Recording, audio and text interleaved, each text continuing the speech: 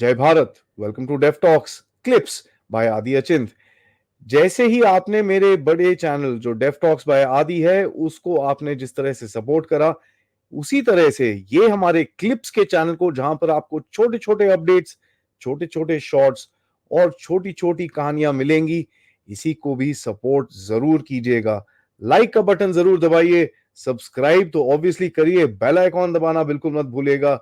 And हाँ जी, please अपने दोस्तों के साथ, फैमिलीज के साथ ये वीडियोस जरूर शेयर करिएगा। एंजॉय करिए ये क्लिप को। जय Hind. You mentioned in the middle creation of political parties, although I know you don't talk Alleged, about alleged. politics. Allegedly, I personally believe so. There's no question. I've actually said that I don't talk about politics as well. I follow that particular principle, but this one was kind of teetering on geopolitics rather than the political part of it. Uh, this is not a simple operation, which is uh, just simple interference. Pay this guy, pay that guy for a little narrative or a small protest here. This is a outright regime change sort of a operation. Not now, but done in 2012, 2013, 2014, where when the Alleged. person was launched, allegedly. So, we all thought that India is a big power and nobody would do that to us. Well, you may be a big power, but if you are a weak power, then people can do whatever they want. So you may have this critical mass, population plus land area, but if you don't have a strong, robust government that prioritizes national security, national interest above all else, then people are gonna get inside and they're gonna play their games. Let me give you Hmm. an example. The greatest empire, apparently, that the world has since seen since the Mongol Empire of Shri Chinggis Khan was the British Empire, right? And the British Empire essentially, the sun never set on the British Empire, and its successor state, its continuation essentially, is the American Empire, the so-called superpower, which is actually an imperial empire, an Yeah, yeah. imperial power. But the British, well, the British, their star waned in the 20th century after the essentially the Second World War, and the center of power was shifted from London, UK to Washington, D.C. in the US. That's what happened. And the UK essentially after 1956, after the Suez Crisis, became a colony of the US, or a vassal. My favorite word is vassal, the French pronunciation. Hmm, Now, hmm. you had strong leaders in the UK. Lady Margaret Thatcher is a great example, a very strong leader. They called her the Iron Lady. The Irish hate her, but whatever. She was a strong leader who espoused her national interests. And during her tenure, and even before that, you had this tremendous insurgency in Ireland. They call it the Troubles, right? The Hmm. British have Hmm. partitioned Ireland. Ireland is still the northern part is still occupied by the British, by the UK, and the southern half of Ireland is Ireland. So they have partitioned the nation, the ancient nation, the Celtic nation, and they still occupy the northern half. And that was the root of the troubles. They wanted the British boots out, and there was this tremendous insurgency, a freedom struggle, an armed freedom struggle against the British. Now, it's interesting to note that after Margaret Thatcher, it was John Major who was in power for about 5 years, I think. The viewers can fact check that and look it up what exactly the term was. But after John Major, you had Tony Blair who came to power, and Mr. Correct. Tony Blair is regarded as the US lapdog. And it's very interesting that the troubles ended right when Mr. Tony Blair comes to power. Falkland stopped, Isn't that this interesting? stopped, everything stopped. Correct. Everything stops magically. Magically, the Sinn Féin comes to the negotiating table. They sign this agreement, and everything ends by magic.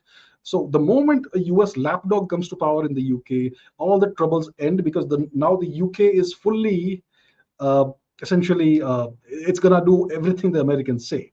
And when Maggie was in power, I mean, there was an attempt on her life. She was staying in a hotel, and somebody fired a Yeah. mortar around it at that hotel room, and she was in a different room at the time. Otherwise, she would have been blown to bits.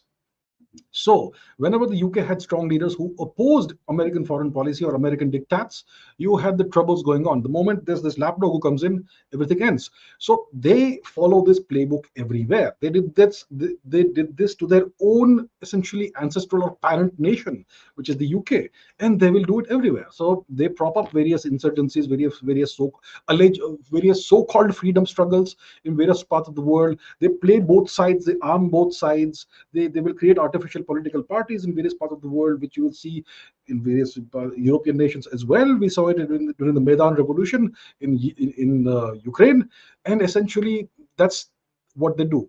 The good old tactic or strategy of divide and rule, divide and conquer. So it would not be surprising if there is maybe some truth allegedly to this allegation that the Americans have been playing the same game in India. Absolutely. You know, the interesting part of this entire game is that uh, the pressures are there, and coordination and cooperation is still there. I call it the good cop bad cop routine, right? Yes. So let's get into the next segment of the discussion, which is America itself. Okay. I personally see the American deep state, or the American back end state, or the uniparty, as you'd like to call it. A lot of people have very different names. Some people go as wild as calling it the Illuminati, which I don't believe exists.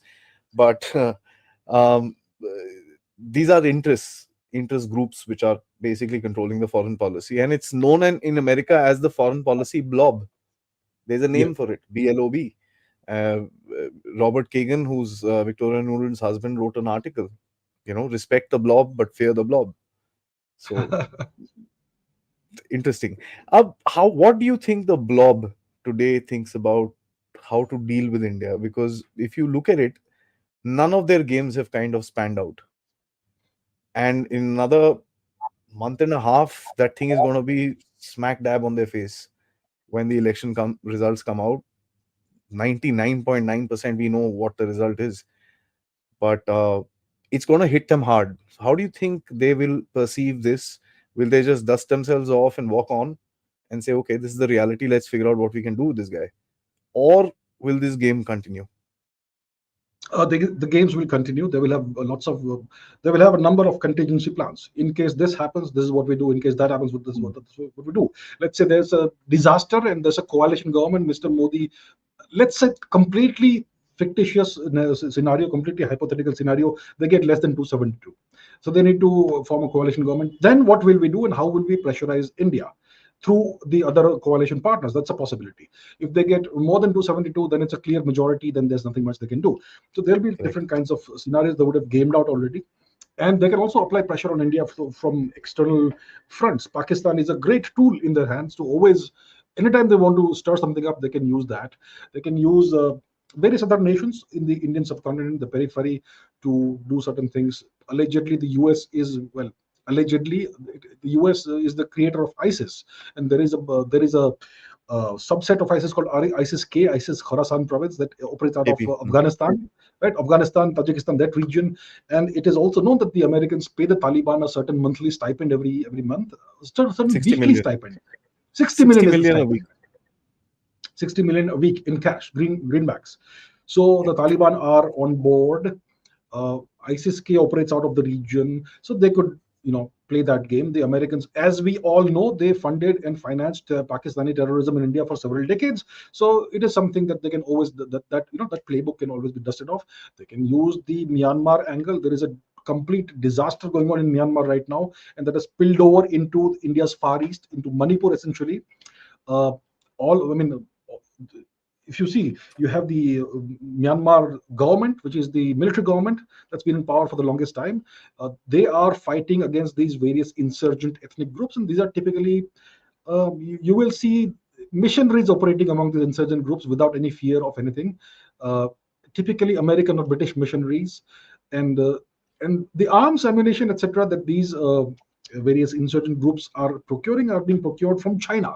So you see a certain synergy between the US and China here, which is so weird, but it's happening. And the pressure is all coming on India because we see the situation in Manipur.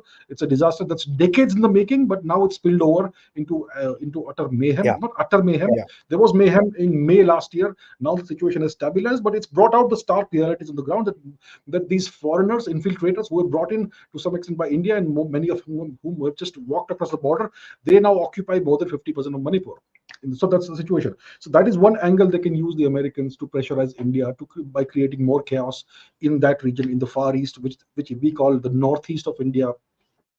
So there's multiple tactics they could use. There are multiple pressure points they can use, and of course, as we most likely are going to see, Mr. Modi comes back to power with a significant majority. Then they will play along with India, and they will seek to shape India's thought process and influence India through various multilateral means, through various one-on-one diplomatic means, through track two, through think tanks, through the media, and as and when certain things happen and certain pressures and etc. come on India, they can always try and take advantage of that. So once Mr. Modi comes to power, and probably most likely with a big majority, the US will have contingency plans in place to how to deal with India. For example, we have seen in the past year or so the Trudeau affair. Mr. Trudeau came to the G20 allegedly high on coke with like a ton of coke in his plane. That's what one hears, You know, and then he that thing comes up was with started by, sorry to interrupt you, that thing was started by me and Sanjay Dikshit on his, Sanjay ji on his platform. okay. That our former diplomat, Ambassador Vora, picked it up. He went and said it on some news channel and it went viral. So me and him was just cracking a joke and they said, you know, क्या उसका जहाज में Coke शोक भरा हुआ था क्या?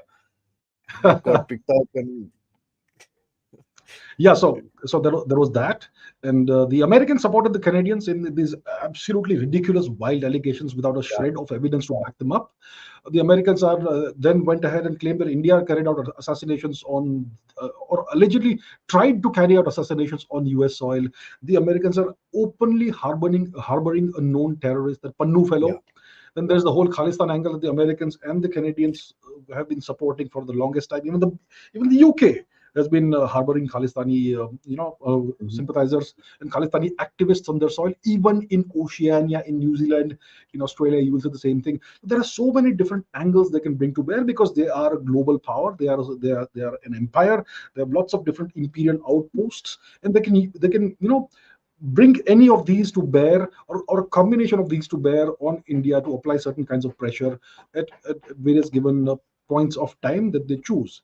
So there's always going to be there. India has an uphill struggle the next 20 years minimum.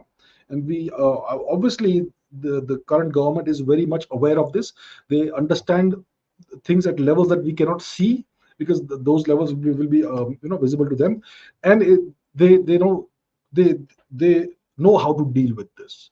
So Hmm. we have a very impactful foreign minister who is very assertive, who asserts India's stance in the on the global sphere, on the global scene, and we're gonna see more of that coming forward. Indeed. You know, they need India, right? They need India because of its strategic location, which I think a lot of us never kind of appreciated about our own country. हमको पता ही नहीं था कि हमारी location कितनी जबरदस्त है. जैसे Pakistan kept selling his location, where his location is, yeah, fine, it's there, it's good. Better it is Iran, but anyways, Pakistan has a decent location. Let me give it to them. But ours is like bang in the center of the other side of the world, as per say, if you look at it from America. America ka, I mean, just dig a hole, you come out of this place which is bang in the center of the entire action. So जाने से पहले मैं 1 minute के लिए आपको रोक लूं, तो प्लीज ये चैनल को लाइक जरूर करिएगा, सब्सक्राइब करिएगा, और हाँ, हमारे जो मेन चैनल को जरूर जरूर अपनी फॉलोशिप दीजिए, ताकि हम आपको अच्छे अच्छे podcast, important subjects and geopolitical update से आपके सामने प्रेजेंट करते रहें इसी तरह से. Thank you so much. जय हिंद, जय भारत.